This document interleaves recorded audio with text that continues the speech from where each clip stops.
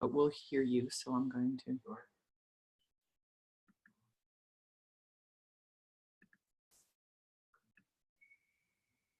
And good afternoon, everyone, and welcome to Beat the Bully. My name is Rhonda Scharf, and I'm going to be your host today.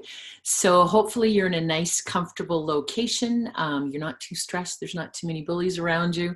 You can take some notes. You should have received the handout from David so that you were able to take notes and really figure out what it is that you need to be able to deal with your bully. I want to start by apologizing that you're going through this because that's certainly not a pleasant thing for anyone to go through. And we're going to be talking about all the different elements of dealing with a bully in the workplace and what you need to know. And so my camera's just on the side. If I'm in your way, just pull me to the side. You should have got the workbook so that you can take notes, and you have me for the next 30 days. And you can call me, you can email me. I can give you as much help as I possibly can, helping you deal with your bully, because it's certainly not a nice thing to experience. So let me start by giving you some interesting statistics. 54 million Americans have been attacked by a bully at work. Now, I know that we have both Canadians and Americans on the line today, and that means it's systemic everywhere. Everybody's dealing with bullies, unfortunately. So anytime I don't have a Canadian statistic for something, I typically just divide it in 10 because we're about 1/10 of the size of the US. So 54 million Americans is 5.4 million Canadians. It's ridiculously high. It doesn't matter which number you look at it. If it's 5 people, it's too many people. And certainly some of these statistics are before the Me Too movement, where people all of a sudden have a different perspective of what it means to be bullied or take advantage of at work. And so those numbers sadly might be a whole lot higher. 45% of Canadians and Americans have witnessed or experienced bullying. Again, ridiculously high. We don't want to have anyone feeling that way at all. Now, 2/3 of people don't actually like their job. So when you think about your job, I hope you like it. And statistically, 2/3 don't like their job. And why do people stay in a job that they don't like? Number one, we need the paycheck. That's a big part of it. Number two, we stay for the people. And why do people leave a job they do like? Because of the people, toxic personalities, toxic workplace, all of that. So too many people are experiencing or seeing it, and that is much, much too high. 72% of the time, the bully is your boss. Which is, very intimidating when you've got a job, they're in control of you, and that person is the bully. Warren is my husband. He's also moderator on the webinar. So if you have any questions, if you pop them up in the Q&A box, Warren takes care of that for you. For those of you attending live, for those of you listening on the recording, that doesn't work, but you can pop me an email. And we started watching the Netflix documentary last night, When They See Us. And it was incredibly disturbing. And it's a true story of 5 African-American young men in New York City that were accused of violent rape and beating in New York Central Park.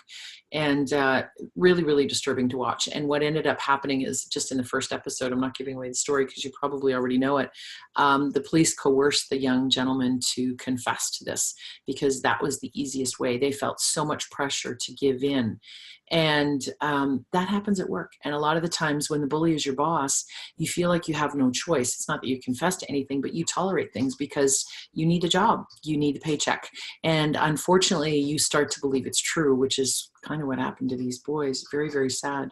64% of people who have been bullied leave their job.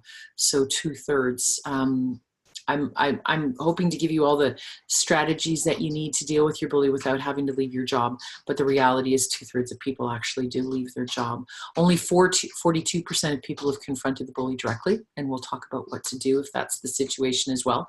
40% never even tell their employer what is happening. They don't even go to the company because they don't feel that they'd have any support, or that they don't feel that it would make any difference.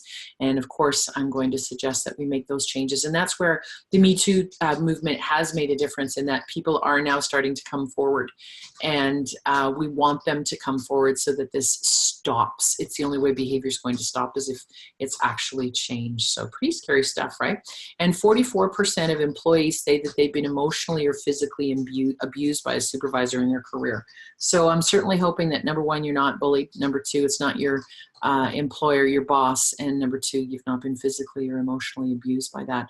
So when we talk about bullying and you sort of throw in the Me Too and you talk about, you know, all the stuff that's going on, what is actually the definition of bullying?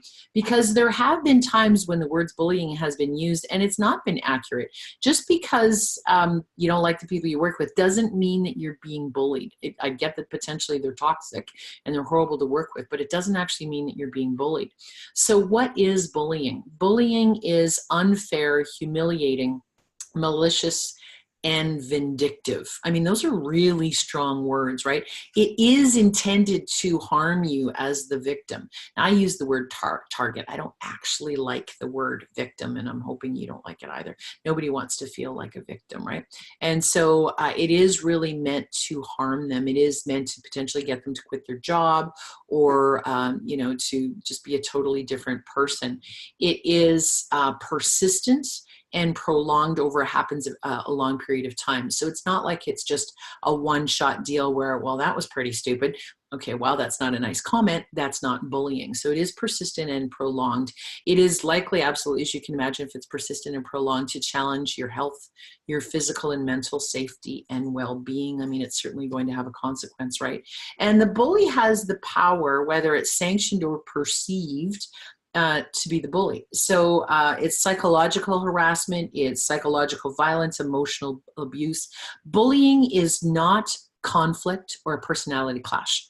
Those are not nice to deal with. I admit to that as well. Like you might just have personality clash with somebody, but it doesn't mean that they're bullying. When somebody says, no, you're not doing it the right way, or this is the way that I want this done, does not mean that they're bullying.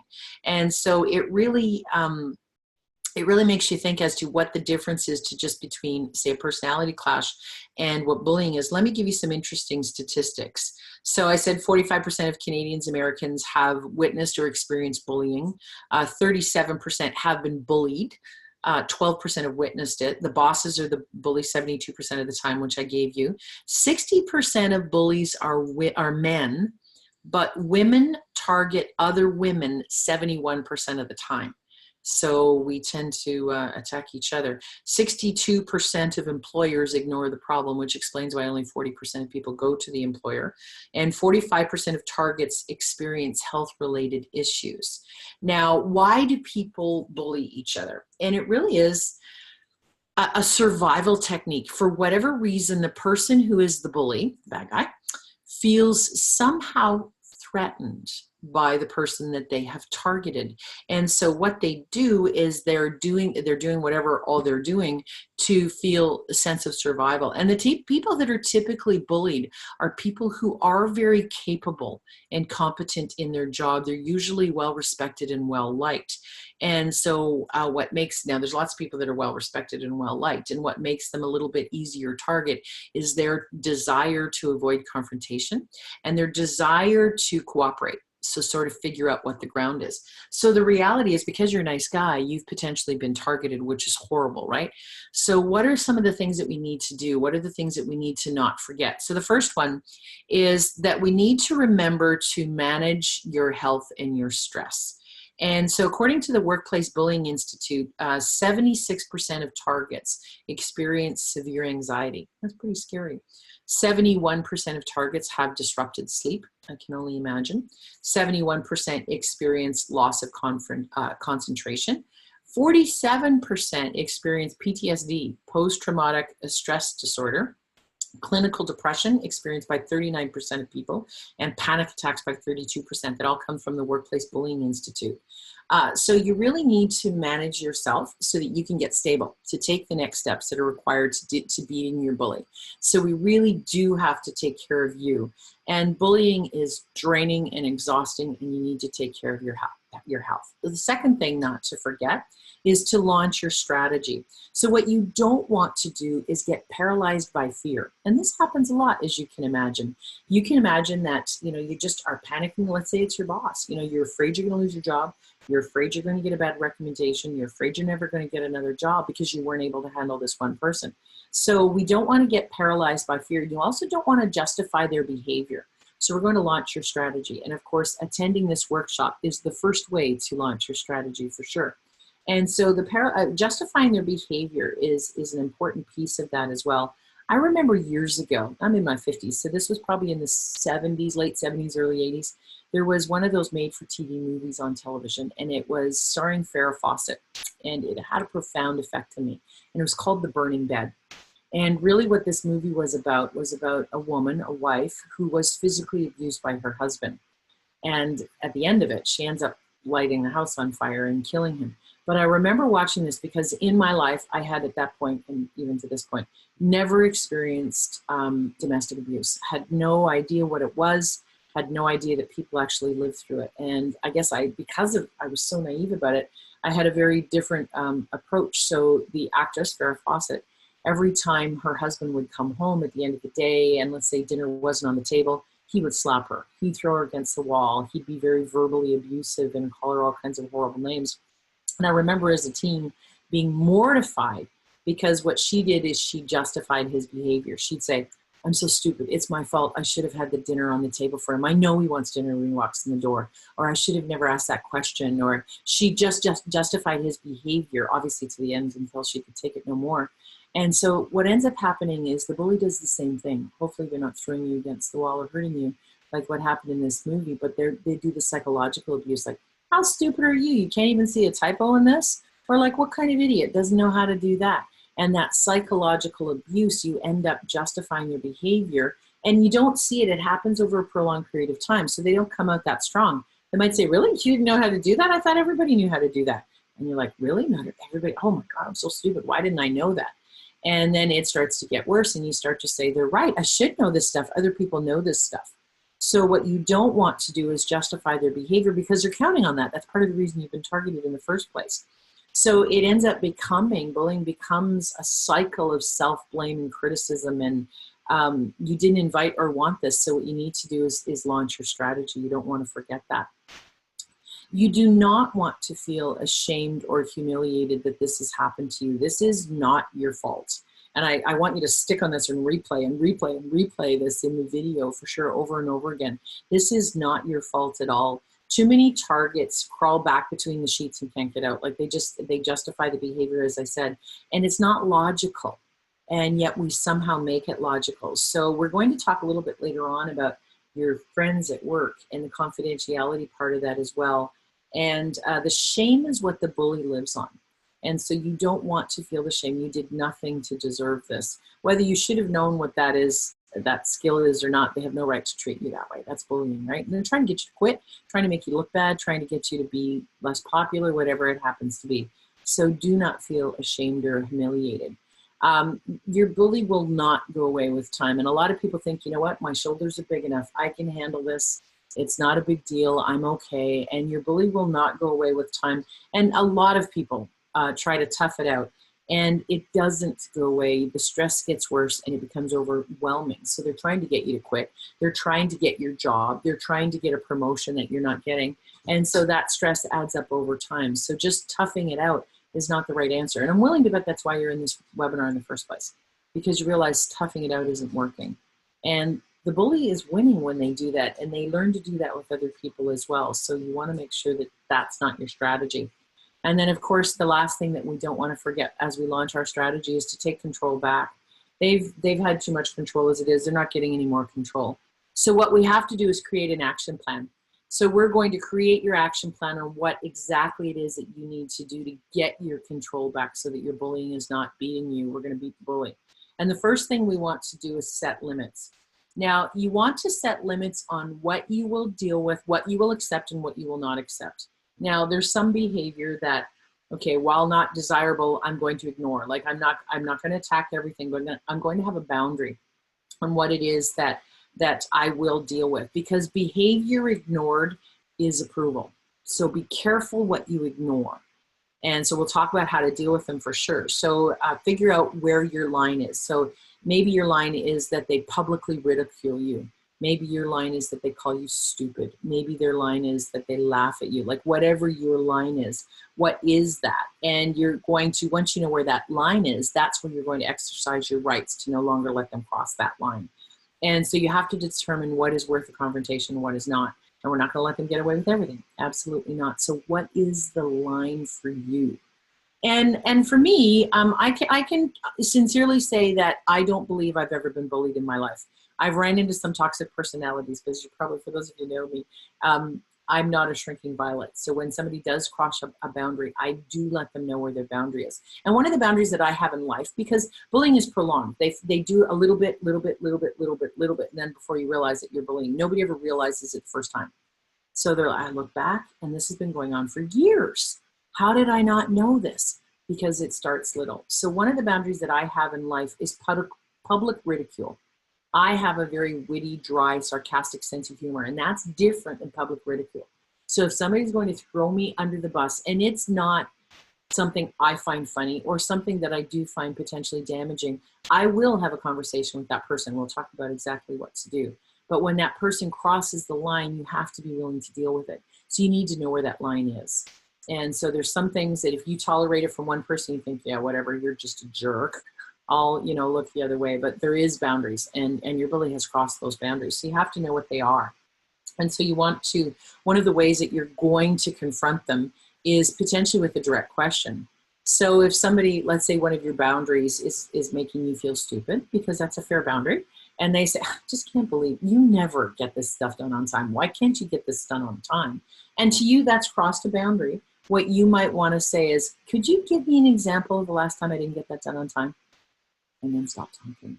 But you push back a little bit by asking very direct questions. So to make, you know what I mean? You never get things done on time. No, actually, I'm under the belief that I do get things done on time. So could you give me an example when I haven't done that recently, please? And, that takes a little assertion. There's no question. You have to have confidence because to a certain degree, you're challenging them. But you need to know, where are you willing to challenge? Like, where is your, next time they do X, what are you going to say? What question are you going to ask? What is going to be your pushback to your bully? The second part of your action plan is about the documentation piece. Now, you need to have some kind of documentation because this is going to continue to get worse, right? So you want to, whether it's an online document or a book that you write it down on whenever, you want to write down, and I'm reading this, the time, the date, the details. What you want is your account to be objective, not subjective. So objective means, here's what happened. I said hello. Mike responded with, why are you so happy, bitch? Or whatever that happens to be, right? And I'm not going to say he made me feel stupid or he spoke to me like I was an idiot, because that's subjective. That's my interpretation. Because if I go to Mike and say, did you talk to her like she was an idiot? He says, no. And if I go to Mike and say, did you say what's so good about it, bitch? He's going to say, okay, I said that. So you have to be very black and white the way that you're going to document that. You are going to notice in this documentation if there's any witness. You don't need them to sign off. You don't need them to write their own account, but you do need to say, Warren was right behind me when this happened. You're going to document if there is any business impact. So let's assume whatever happened caused you to be very, very upset. And you said, I just couldn't work the afternoon. I had to go home. So there was a business impact of a half a day's work that was implied. Or the whole group for the next hour talked about how they couldn't believe this happened and what that cost the business to have 5 people not doing the work for an hour. So that's business impact. So you want to document that. You do want to save whatever you've documented for HR. You don't need to send it to anybody. You just need to hold on it for right now. And so if there is going to be legal action, or I can almost guarantee if you go to HR, they're going to say, can you give me some backup? So you do need to have that backup because those small issues build up. So it may not be one big blow up where they call you a bitch or something like that. It may be a whole lot of little things. And when you document, you realize in the last week, this happened 12 times. That's not okay. But if you think, no big deal, no big deal, but then you realize you keep track of it, it's happened a lot over the last week, the last month, the last year, then all of a sudden you realize there is a business impact here. The third thing that you're going to do is get support. Now, when I say get support, there's some specific things that you're going to do. What you're not likely going to do is go to your bully's boss. So let's assume that Sue is bullying me. Sue and I are peers in the organization. I'm an executive assistant to a senior vice president. She's a senior executive assistant to a senior vice president. For whatever reason, Sue doesn't like me. She feels threatened by me. She's constantly belittling me, talking to me like I'm stupid, doesn't loop me into any of the communication and says, I sent you that when she didn't send you that. You know, if she wants to go to lunch with everybody but me, that's fine. While that's social isolation, it's not necessarily bullying, right? So I've decided that I've had enough of Sue. She's crossed the boundary a couple of times, and I've pushed back a little bit and it seems to be getting worse. So I want to get support. What I'm not going to do is go to Sue's boss and say, hey, I'm having a problem with Sue. And the reason you're not is because you're putting Sue's boss in a very difficult situation. Maybe Sue is the best EA she's ever had. And says, you know what, if I give Sue heck for this, I'm going to lose the best EAs I've ever had. You know what, Rhonda, you're overreacting. I don't think that that's fair at all. And so you're not going to go to their boss. I will say that 3% of people sue, very, very small, right? Only 3% sue. Only 4% complain to a federal or state agency. And so what you want to be careful about when I say get support, and I alluded to this a little earlier, is something called groupthink. So groupthink is where people take care of themselves. So let's assume there's 8 EAs that we all report to a VP, and I'm one of them. Sue's the other one. And I go to 3 or 4 of the others and I say, you know, Sue's being really horrible to me. I think she's bullying me. And they might say, really? Oh, wow, I never noticed. Or, yeah, she clearly doesn't like you. And let's assume Sue gets stronger and stronger and stronger as a bully. What ends up happening, and I know this is unreasonable and not logical, and there's all kinds of things wrong with it, but if over time Sue seems to be a very strong personality, one of the things that you'll notice is groupthink will start to side with Sue. And Sue will say, well, okay, I'm a little rough on her, but God, she's got to be dumb as a brick, you know, and she justifies why she's doing that to everybody else, going, let me show you all the mistakes she's made. Let me show you this, that, and the other thing. And she shows them, look, Rhonda's sloppy. She's not professional at all. She doesn't deserve this job. They might look at it and go, you know what? Sue's right. Rhonda isn't as good as she talks about. And what ends up happening is they end up supporting the bully because the bully's very strong. And part of them thinks, you know what? If she picks on Rhonda like that, she might pick on me like that. And I don't want that to be the case. Reality TV is a perfect example of how groupthink works. You know, you get the person who's the biggest jerk on Survivor and people side with them because they realize that they're safest with them than rather against them. So you want to be careful about groupthink. You do want to tell potentially your manager or HR or your union rep, but you don't necessarily want to go to their boss. You want to show their documentation. You want to observe others if they're dealing with other people, and if that's been witnessed, to dissolve. And if necessary, you want to file a complaint. And you do want to take care of yourself. What you may need to do is go higher. So potentially, you know, you going to your boss or you going to Sue or you going to whatever isn't working. And so unfortunately, unless the conduct is illegal, HR really has their hands tied. And it's only illegal about 20% of the time. Now, this is where the Me Too is getting a little bit better in that they are willing to deal with things. And there's a lot of states and provinces where bullying does qualify as illegal. So they are jumping in and helping a little bit more than that. And if you are going to go, let's say, to HR or to the union, you want to ask yourself, what is the purpose of you going higher? What is it that you're looking for? Are you looking for interference? Are you looking to get that person fired? Are you looking to get that person transferred? Are you looking to get transferred? So if you are going to go higher, you have to know what is your intent. So what is the purpose? Do you just want something to go in your HR file saying that they're aware that you're dealing with a toxic personality? Like, what do you want? And so maybe you want a grievance hearing. Maybe you want to go get some medical documentation. Maybe you need support and assistance. Maybe you need a lawyer. You know, what is it that you're looking for? And then the fifth thing that you need to do on part of your action plan is to confront the other person if you're willing. Now, this is where most people are not as willing, and so you want to confront them. And so when I say that you're going to confront them, I say that you have a 24-hour window. So let's go back to Sue being my peer who's bullying me. If she has done something somewhere, I have 24 hours, one work day, we'll say, to go have a conversation with her that says, look, I think we need to talk, or I was uncomfortable with what happened yesterday, or even if it's right on the spot, can you give me an example of when that happened? And so don't expect to be cutthroat, and I don't think you should, if that's not you. And don't copy the bully's behavior, and that's what I mean by cutthroat. Just because they're being cutthroat or they're being, you know, I've used the word, so we'll say that itchy bee again, you know, just because they're being that way doesn't mean that you need to be that way. So you maybe potentially want to point out that you were uncomfortable that what happened at yesterday's meeting.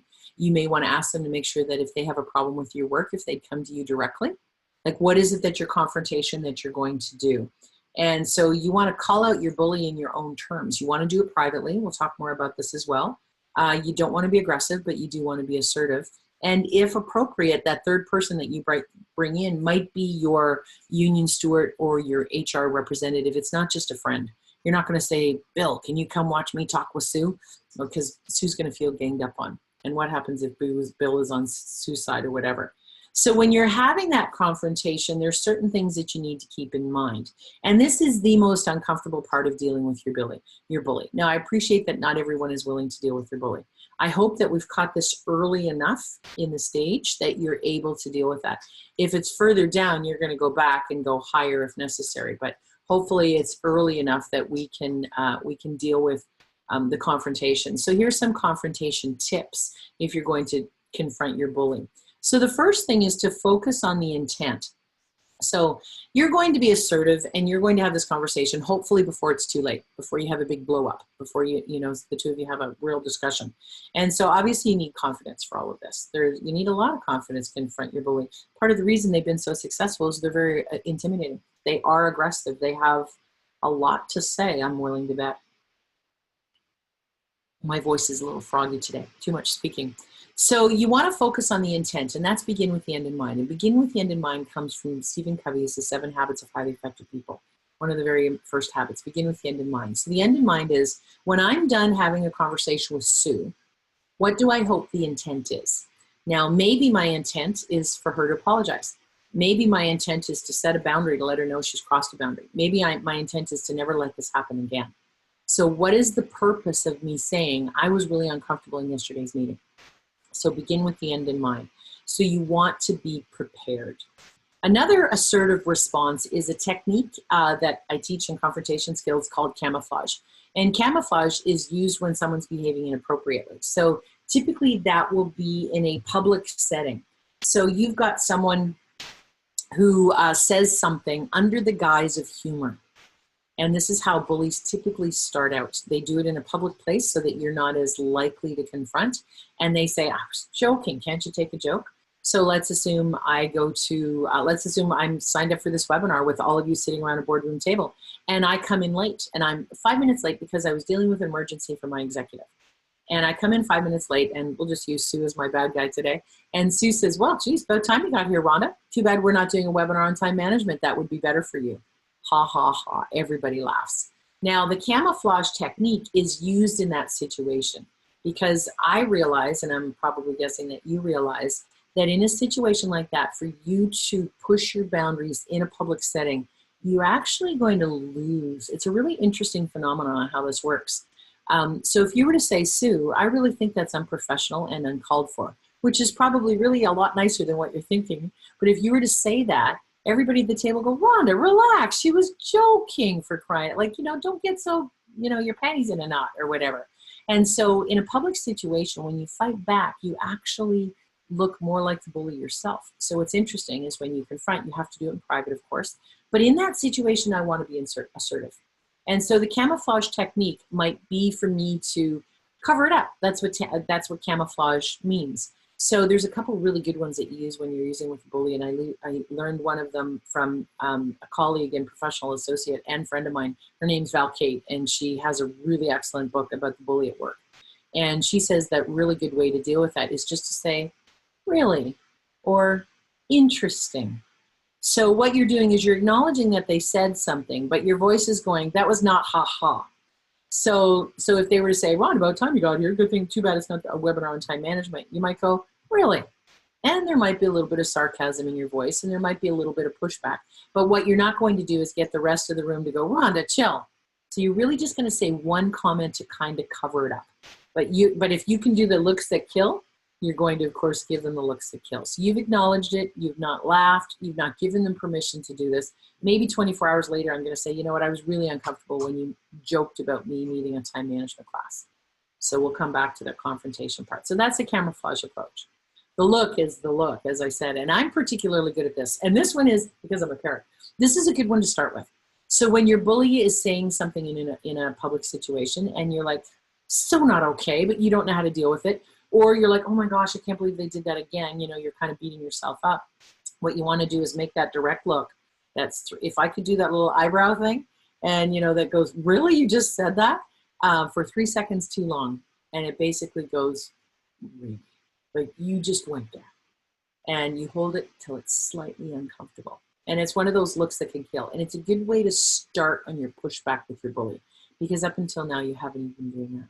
So you don't have to remember anything to say. You just have to look for 3 seconds until it's uncomfortable, and you may say the word really, just to see.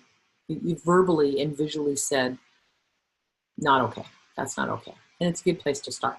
Another assertive response is the broken record. Now I want to be careful about this one. As you can see, I wrote that down.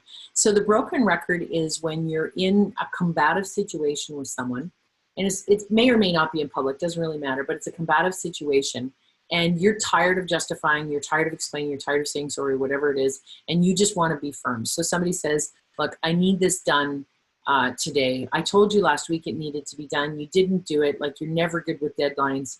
You might want to say, I can get this done tomorrow. It was never given to me before. No, I gave it to you last week. I can get this done tomorrow. It was never given to me before. And that's what you keep with. What you don't want to do is keep trying to find ways to rephrase that. Every time you rephrase it, it's like, no, you never sent me that, or I never got, you start to get into a different mode, and now you're not on equal footing. So you just say the same thing. And the reason I have to be careful there on the line is because this can come across as very aggressive as well.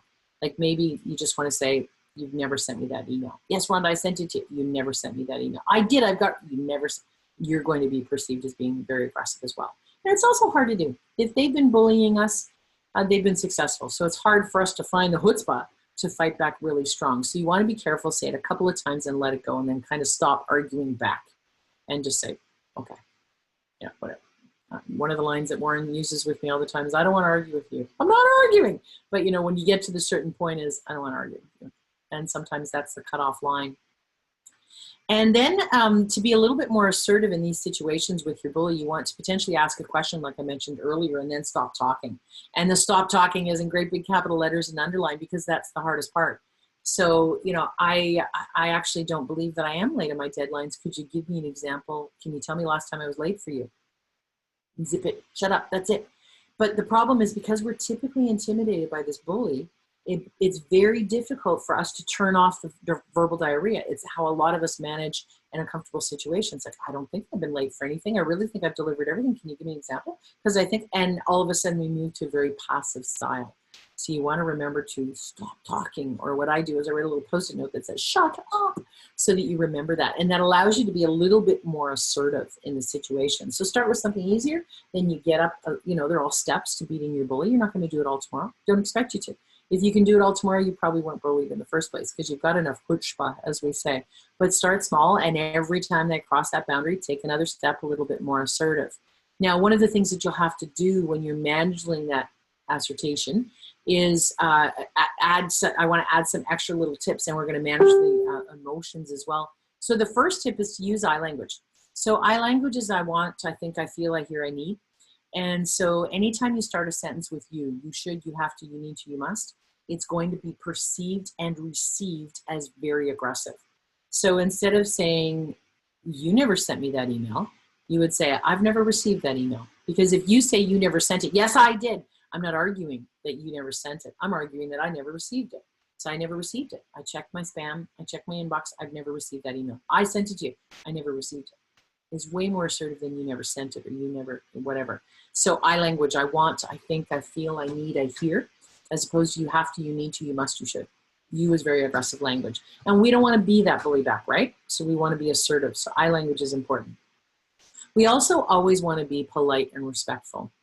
For those of you that received my newsletter already, I wrote an article a couple of weeks ago. So I'm filming this on the 20th of June. So if you're watching it sometime in the next 60 days, I sent it out sort of first week of June, and you can go to the Help Me Rhonda section of my website and find it.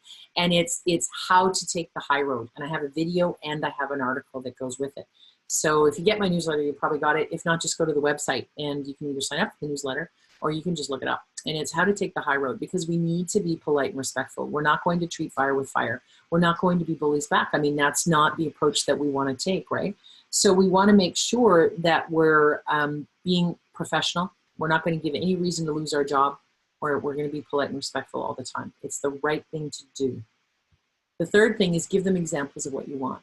So if you were to say, I was really uncomfortable with what happened in yesterday's meeting with everybody around, I would appreciate in the future that you not use me as your source of humor, or you don't make jokes about me, or you don't refer to me at all, or whatever it is that you want. So, you can say, I don't want to be your example. I don't want to be your joke. I don't want you to bring me up in conversation. Like, what is it that you want? I don't want you to call me stupid. I do want you. So I do want you is what the examples that you want. So all of that, I don't want you to do this, I don't want you to do this, I don't want you to do this, is not really examples of what you want. So I don't want you to call me stupid. I do want you to treat me with respect. I don't want you to use me as the source of your humor. Use yourself as a source of humor. That type of thing. So give them examples of what it is that you want.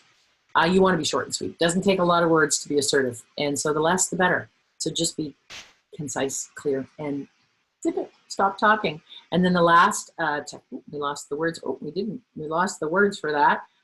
The last one is just, my face is covering it up. Speak in private. And so you do want to be very professional and respectful. So you're not going to have this confrontation in front of other people because, again, those public settings are typically not in our best interest. So I'll give you an example of how that backfired on a situation I saw a couple of years ago. I was on a plane. It was one of those little Dash 8 planes. So there's 16 seats on the plane. And it was in winter. And there was this couple coming, and I live in Canada. And there was this couple coming back from somewhere warm because they travel in the winter in their flip-flops and shorts, which I always think is ridiculous. Change at the airport or whatever. But anyway, so they were coming back and we were popping on this little Dash 8. It was probably from Montreal to Ottawa. So it was a little tiny plane. I don't remember where it was, but it was like a little tiny plane. It's a 20-minute flight. And this couple gets on, and they're seated separately. And so as they get onto the plane, he says to the flight attendant, I'm not sitting with my wife. Can I sit with my wife? And she said, I tell you what, take your assigned seats. We have to check for weights and balances all the time. And once everybody gets on the plane, I'll see if we can move you around to see if there's enough room, to see if the weights and balances work. So he sits down. Literally like 90 seconds later, he says, can I sit with my wife yet? And she said, not everybody's boarded yet, but as soon as everybody gets on, I promise you I'm going to come back and we'll take care of it.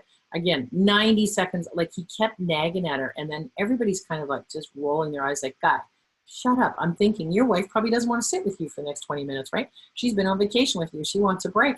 And so he's getting really annoying. And it wasn't just annoying everybody on the plane. It clearly annoyed the flight attendant as well. Because at one point she said, you need to sit down and stop talking. I've told you I will take care of this. And if you ask me one more time, I'm going to ask you to get off the plane. And in that moment, she lost everybody else's support.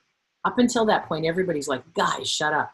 And as soon as she dealt with him publicly and she dealt with him aggressively, everybody's like, whoa, that's not how you deal with a paying passenger, right? So up until that point, everybody was on her side. At that point, everybody's like, no, no, no, no, she crossed the line. And so when you fight back in public, I get it, but you lose. So you always want to have the conversation with them in private. You want to be respectful. You want to be professional. And you don't want people to join up against you because that certainly is going to give your bully more ammunition, not less. So as you can imagine, you have to manage your emotions as well. So I've got a bunch of emotional tips here on what we need to be able to do to manage our emotions so that we're not losing our cool. Now, the reality is you will have one of three emotional, get my fingers right here over the camera, three emotional reactions that happen when you're dealing with your bully. And the first one is probably the most common because you've been bullied and you just completely forget what to say. You're like, oh, everything we've talked about here, you're like, yeah. But as soon as it happens, you're like a deer in the headlights until about 3 a.m. And then you think, oh, I should have said, right? And so that's the most common, especially when dealing with a bully. The second most common when dealing with a bully is that you break down in tears. Now, you might not break down while they're in front of you, but if they get to you enough, you will. But you often break down later. Maybe it's 5 minutes after they leave or at night when you get home, but you lose your cool and your tears is your emotional response. The third one isn't as common with a bully, but it is common in confrontation. And it is likely much more common on your bully side is the yelling. So once you start to push back to your bully, even just by asking questions or giving a look or saying, I'm not comfortable with that or whatever it happens to be, their emotional reaction might be to yell back. because aggression gets aggression. So as soon as you start to even move it up a little bit assertive, they're perceiving that as you being way more assertive than you've ever been before. They're going to get even higher and they might yell back. So blank out, cry, or yell back are the three options. So let me give you some tips on how to handle dealing with your bully and the emotions. So the first one is to stand up. Now, the reason I have a couple of asterisks on that, little stars beside that, is because I want you to be careful. So if you're sitting in your workspace and they come up to you and they're standing and no conversation is even started, you can potentially stand up to start the conversation. It makes you feel equal, especially if they're a lot bigger than you. Even if they're still a foot taller than you, you feel better when you're standing than when you're sitting. You get better oxygen flow for sure. So you do feel equal that way. It gets more oxygen to your brain, which is important. However, the reason the stars are there is if your conversation has started and you want to stand up in the middle of it, it comes across as a lot more aggressive. So it may be combative to them and they're like, whoa, where's this coming from? So you have to be very careful with the stand. Now, if you're on the phone, stand up. Absolutely. You're going to sound better. You're going to feel better. You're going to feel more in control. But if it's face-to-face, you almost have to do that at the beginning. You can't really do it in the middle because it's going to come across as an aggressive reaction. The second thing is to maintain eye contact. So you want to make sure you've got the eye contact. You don't want to be looking down. Now, you know my notes are down here, so you can tell when I'm looking down to see what's coming next. But you don't want, you can see the big difference when I look here than when I look here, right? When I'm looking at the camera, looking down, or even looking up. If I look up, it kind of looks like I'm rolling my eyes, right? So I can't see myself do that, so I can't see what it looks like. But you don't want to look down because it's looking like you're being chastised. And you don't want to look up because it's look like you're rolling your eyes. You don't want to look away because it's look like you're being dismissive. So you do want to maintain eye contact. Now, here's a trick. When you're trying to maintain eye contact and you're very emotional, we know that eyes are the windows to the soul, right? And so when you're making eye contact and you're talking with someone who's very aggressive, we pick up that aggression right back, right? So what you want to, you know how some people, and you can kind of see it in the guy's picture, some people have that one eyebrow. Look right here, right where that unibrow joins. If you look right here, now you're looking at me right now, I can't see you looking at me, but if you're looking at me right there right now, I actually can't tell that you're not making eye contact. Now, if you're really close, you can. And I'm thinking if you're really close, you're about to kiss and make up. But if you look right here, it allows you to give the illusion of eye contact, but not pick up the emotions of the other person. And so you do want to maintain eye contact. Like I said, you don't want to look down. You don't want to be looking away. You want to maintain the eye contact as much as you possibly can. The third thing you want to do, and this sounds funny too, kind of like the unibrow, is wiggle your toes. So wiggle your toes right now. You can't do it unless you're thinking about it. You can stop. And so wiggling your toes is really good when you're trying not to cry. Now, I did write an article up recently about when I was much younger and I was a receptionist in a real estate office, and there was this one guy that I always screwed up on. He didn't bully me, but he was aggressive with me. And so when something would go wrong, he would, of course, yell at me. And of course, do you ever notice that when you mess up for somebody at work, it's always the same person? Like if you mess up for your bully, you always mess up for your bully. It's like, oh, I can be 100% perfect with everybody else, but with this person, I can't get anything right. And so he came over to my desk one day and he started yelling at me and I started to cry. And I was so angry at myself for crying because that's the last thing I wanted to do. But it was just one of those, I just was so emotional. I can't believe I did this again, and I started to cry. So when you feel the tears come on, wiggle your toes. And what it does is it breaks your thinking path a little bit. Now, it may not stop the cry. It may not stop the tears from dropping, but it does stop the really ugly the cry type thing. And so it separates your thought process a little bit. So it's a little bit, I do it in weddings and funerals. I don't need to know the bride or the funeral. I'm going to cry because they're both very emotional times for me. And so wiggle your toes. It helps a little bit. The next one is to do your best to remain detached. Don't take this personally. If this bully isn't bullying you, they're bullying somebody else. And so it's not about you, actually. And that's a really important thing to remember when you're trying to beat your bully, is this has got nothing to do with you. This has everything to do with them. It's them. They want your job, or they want the respect, or they want the attention, or they want to be the funny guy, or they want to be the boss's best, or they want to be the smartest, or whatever. It's about them. It's not about you. You're just in the way from them getting what they want. So we need to separate ourselves and say they're not actually really attacking me. They're attacking what's between them and what they want. Maybe they want to be seen as the smartest person in the room, or they want to be they want to be smarter than you, or whatever it happens to be, or they want to prove whatever. So you're between what they want and them. So they're attacking that, not you. You want to keep your temper under control. For those of you that do yell back, you want to make sure that you speak in a little bit lower voice. You want to maintain calm. You want to slow down. You don't want to be yelling. You do want to keep your temper back in control, because the reason your bully is a bully is they're more aggressive than you are. So they'll out aggressive you, right? And it's not a contest for you both to be bullies, of course. You want to lower your voice. So I don't mean lower like this. I mean lower in volume. You don't want to be yelling back. And so they may be yelling at you, don't yell back. As a matter of fact, if they are yelling at you, one of the better things you can do is just bring your voice just a little bit lower, like I just did. Not my regular talking voice or my speaking voice, just a little bit lower. So that maybe there's an obvious difference between they're really loud and you're a little bit lower, and they may have to work a little bit harder to hear you, or they just stop listening to you, which is always good to know too.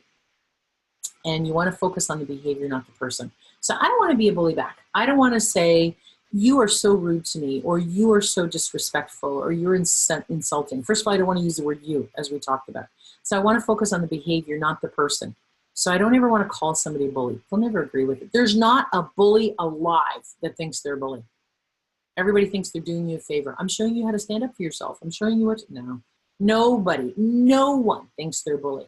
So I'm not going to tell them they're a bully. I'm not going to tell them they're rude. I'm going to say, I'm uncomfortable when I'm called an idiot, or when, you know, whatever happens. So you want to focus on the behavior as opposed to the person. You want to get them to change their behavior. You're never going to get them to admit that they're a bully. It's just not going to happen.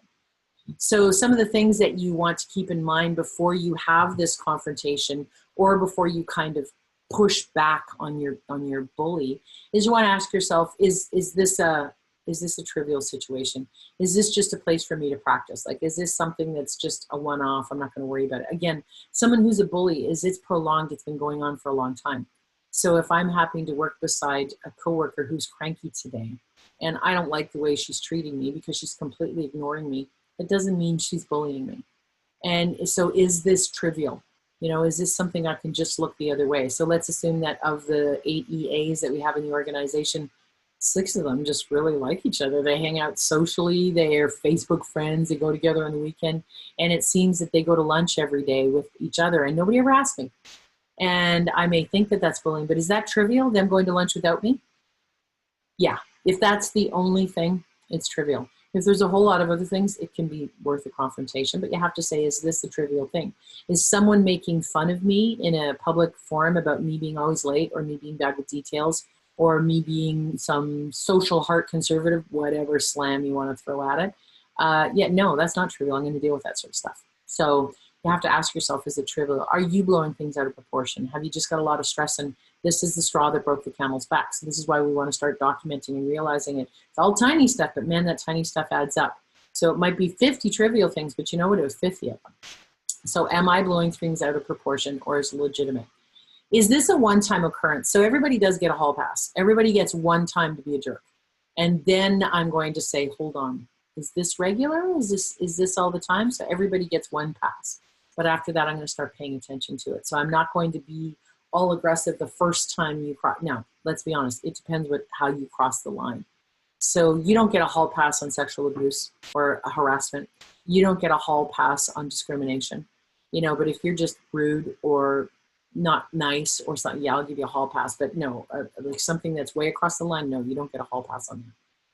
You have to ask yourself, is it innocent or intentional? And I talk a lot about this in my Dealing with Difficult People webinar. So it's kind of a trio. I do Dealing with Difficult People, I do Confrontation Skills, and I do Beat the Bully. Now they're the same but different.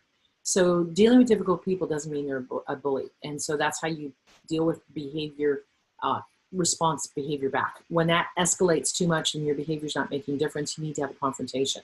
And so then we're going to talk about it. But when even a confrontation doesn't work and the behavior's escalated so bad that we realize that we're having a bully situation, the confrontation is entirely different. Now, in dealing with difficult people, step 1, I will say, is their behavior innocent or intentional? So remember, the definition of bullying is the deliberate, ongoing, manipulative, vindictive. It's very deliberate. They don't think they're doing it, but it's happening. They're like, oh, she's such an idiot, I'm going to show her, or whatever. So they won't realize they're a bully, but their behavior is very deliberate. It's intentional. It's not them trying to be funny and you're just the brute of their jokes all the time. A lot of difficult behavior is innocent. They don't realize it. They just like things done their way. They like to be the center of attention. They, you know, whatever. And so when you get to bullying, it is absolutely intentional. So you have to ask yourself. And if you say, you know what, no, they don't realize they're doing it, back up and maybe do with the techniques and dealing with difficult people for a while and see how that works. Then maybe have a conversation, confrontation, see how that works. What else is going on is, I'm not justifying their behavior, not by a mile, but ask yourself, is there a million things going on and I'm just looking at it from a different perspective? Have you questioned your motives? You know, difficult people relationships are always two ways. Are you doing something that's potentially aggravating the situation? I'm not putting you at fault. Please don't hear that from me. But is there something that they're continually picking on that is something that you know you're doing it on purpose? You're also being a little bit of a poop disturber, shall you? Have you put yourself in the other person's shoes? How's the timing for this confrontation? Like I said, I gave you a 24-hour window to have the confrontation, which means if something happened last month and you say, I want to talk about it now, it's too late. You have to deal with it fairly quickly. You have to be willing to put that, because silence is acceptance, right? So if you're not dealing with it fairly quickly, you've given them permission to continue, and they have continued. But if they really are a bully, they will do it again. And then you're going to be prepared to know what it is that you're going to say and do in that situation. And you also have to ask yourself, are you willing to deal with the consequences? And this is where the boss being the bully is a real problem, right? Because if you confront your boss, is it going to make your life a lot worse? Which is why you can see that 2/3 of people end up quitting their job, because there's almost no fix to some of them. I'm not saying go running. I'm saying to do what you need to do to make sure they don't do that to somebody else. But make sure before you have your confrontation, you're ready and you're prepared. So here's some do's and don'ts that you want to keep in mind. So you certainly want to identify your intent. What is it you hope happened? Check your motives, stick to the facts, give specific examples, all those things. You want to stay away from those other things. What you potentially want to do is have someone from HR or the union there to observe your confrontation, your discussion. You potentially want to write it out so that you're prepared on what you want to say. What you do not want to do is send it on email. So you sending out a confrontation in email is what keeps my consulting business alive and well, because people want the paper trail, and then they call me in saying, Rhonda, we got a problem. We need to fix it. Can you come in? I'm like, yeah. And I can almost guarantee that it started on email. So don't do that. Don't be the one that does that. Be willing to confront face-to-face or on the telephone. You don't want to get defensive. You don't want to say, that's not true. You just want to say, okay, you know, here's what I see, or here's my perspective. You also don't want to bring someone else into it. And when I say that, I don't mean bring someone from HR or your union in there. What you don't want to say is, I'm not the only one who feels this way. So let's assume I'm talking to Sue, and I say, you know, I feel really spoken to in a condescending manner. I feel like I'm being treated as if I'm stupid, and I don't like the way that feels, and I'd like you to stop. And Sue says, that's ridiculous. It's all in your head. And I say, you know what, it's not in my head. I'm not the only one who feels this way. As soon as I say, I'm not the only one who feels this way, I have 100% derailed the conversation. And all of a sudden the conversation is not about how I feel stupid. What do you mean? Who else feels this way? Who are you talking? You guys talking behind my back? Who else? I need to know who, and now the 100% the focus is on who else feels this way. So what you have to be willing to do is almost stand on your own and say, it's how I feel. This is what I want to deal with, and don't worry about the other people. It's very tempting to say, I'm not the only one who thinks you talk to me like an idiot, or that you talk to like an idiot. I'm not going to say that, because then the purpose becomes who else feels that way. So what you want to do is deal with it with a little bit of pushback, right? And then potentially a conversation, some words that you're going to say. You can expect that when that happens, their behavior is going to get worse before it gets better, because now they're feeling somewhat threatened. And so you want to make sure that you're aware that as you start to show a little bit of assertiveness, as you start to say, I'm not so okay with this, or I don't think that that's professional, or I don't deserve to be spoken to that way, they're going to, whoa, what? They're going to get a little bit angry. So you have to be prepared. Again, know your boundaries are. Recognize this is exhausting. There's a reason there's so many, consequences to being a target, because they really get you mentally, physically, emotionally, spiritually, everything. Relationship, you come home and you're in tears and your partner's like, stop, leave it at work, don't bring it. And, it starts to hurt that relationship. So it takes an awful lot. So you want to be very focused. You want to be very strategic in what you're going to deal with. And things to keep in mind is you want to research all your legal options. Certainly, depending on where you work, there are some options. I look at my notes because my screen's covered up on that. You want to take some time out and take care of you. You want to make sure that you have your strategy, you're prepared. If you need some time to deal with what's going on you emotionally, go ahead and deal with what needs to be going on. File a formal complaint. The fact that only 40 people do this, is percent of people, is not okay. YouTube movement showed that one person comes out when there's hundreds, and like, why don't people do it? They need someone to start. Be the one to start if that's what's necessary.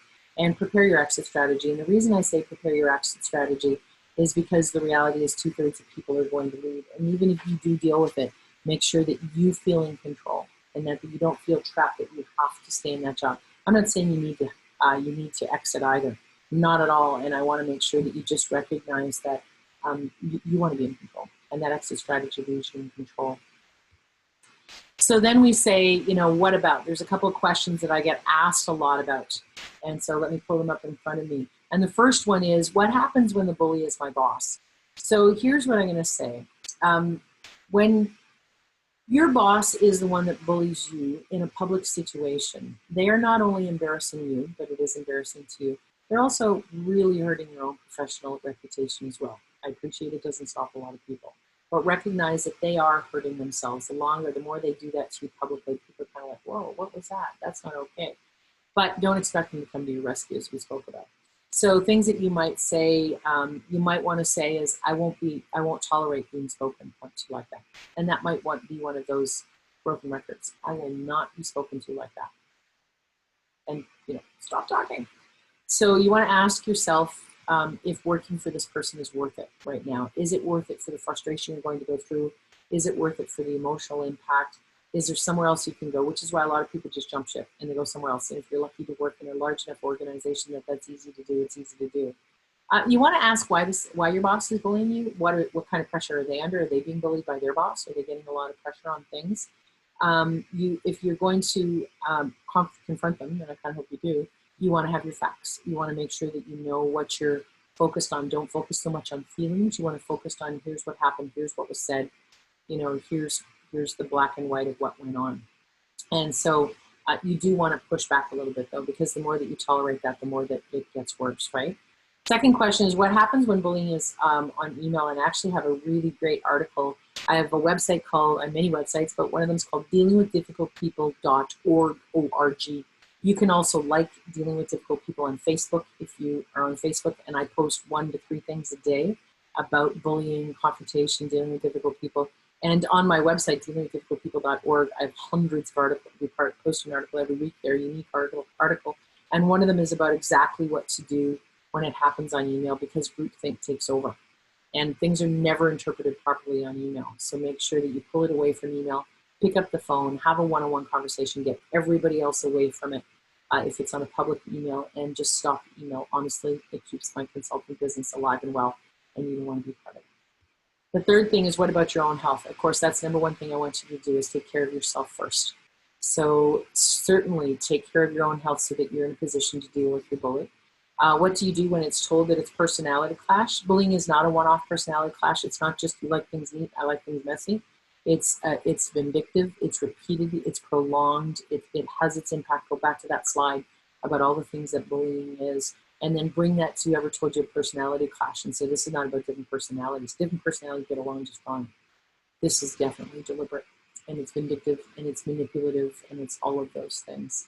And then the last one is, what do you do when your friends don't support me because they consider you the troublemaker? As I mentioned, that's groupthink. And so the longer the bullying persists, the more likely is that the coworkers will side with the bully. They start to believe what they're hearing, and they don't side with you, and it comes from a place of fear. So you know what? Forgive them.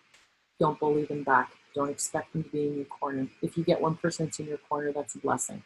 But the reality is most people will not, because they're operating from a place of fear. And I feel bad that that's the case, but unfortunately it is. Bullying are very strong. So we have a lot of different support for you. There's the website, dealingwithdifficultpeople.org. As I said, you can go to Facebook and you can like the page. Sounds so needy. If you're not already on my newsletter list, please jump onto my newsletter list so that you can continue to get articles and things that will help you, not only your job, but dealing with difficult people and bullying and everything to do that we deal with. And so There's a lot of elements to think about dealing with a bully, and the reality is they're personal and they're private. So what I'm not going to do is open it up to the Q&A. None of the questions came in as I was speaking, which is 100% normal for this webinar. You get 30 days of coaching with me, and there's my email. For those of you that want to reach out to me and say, here's what's going on, I'm more than happy to coach you through that. If we need to get on a telephone or we need to get on a Zoom call like today, we will do that. And we will make sure that you have all the skills, everything that you need to deal with your bully. I need you to take care of you. I need you to make sure that you're healthy, you're wise, you're doing the right thing, and I need you to stay on the right track. So thank you for joining us for today's webinar. Very heavy subject. Tomorrow, David will send everyone a copy of the recording. Once you get the recording, watch it as often as you like in the next 60 days. Play it in the background. Use it like the radio so that you can make sure that you know what to do when the situation happens and know that you didn't ask for it, it didn't deserve it, but you can beat your bully. Good luck, everyone, and have a great afternoon.